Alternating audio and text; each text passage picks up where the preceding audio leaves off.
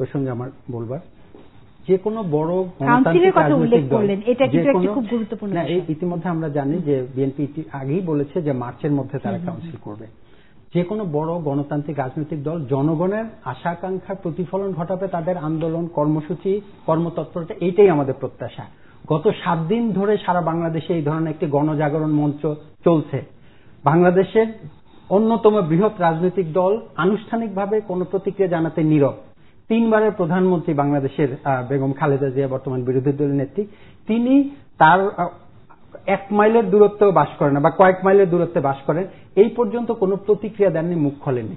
তার মানে হচ্ছে বাংলাদেশের অধিকাংশ তরুণ সমাজ যে একটি আন্দোলনের পক্ষে যাচ্ছে, এটি কোনো দলের, আমি এখন পর্যন্ত মনে করি না, বাংলাদেশের অস্তিত্বের পক্ষে আন্দোলন, যুদ্ধাপরাধী। সেই ক্ষেত্রে তাদের নীরব থেকে তারা কিন্তু প্রতিক্রিয়া যে কটা জানাচ্ছে বিচার মানে তালগাছ আমার। তারা বলছে যে এই আন্দোলনের মধ্য দিয়ে তত্ত্বাবধায়ক সরকারের আন্দোলন বিজয়ী হবে। এবং গতকাল যেটি বললেন তাদের চিফ হুইপ, যে এই আন্দোলনের পরে যদি বিশেষ ট্রাইব্যুনাল করা হয় এই আইন সংশোধনের জন্য, তাহলে তত্ত্বাবধায়ক সরকারের জন্য বিশেষ অধিবেশন করতে হবে। তার মানে তাদের কাছে ক্ষমতা ছাড়া জনগণের কল্যাণ, আদর্শ, রাষ্ট্রনীতি এই বিষয় নিয়ে কোনো ভাববার আছে বলে আমার মনে হয় না, অন্তত আজকে পর্যন্ত তাদের তৎপরতা দেখে। এটা খুবই দুঃখজনক। আমার ধারণা যে প্রধানমন্ত্রী হিসেবে সাবেক, বর্তমান বিরোধী দল নেত্রী হিসেবে এক ধরনের সংসদে না যায়, যেখানে জাতীয় সংসদ প্রতিক্রিয়া জানিয়েছে, সংসদের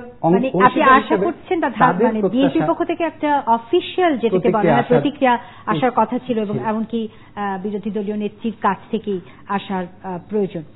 একটি বিষয়ে নিঃসন্দেহে আজকে আমরা একটু ভিন্ন প্রসঙ্গে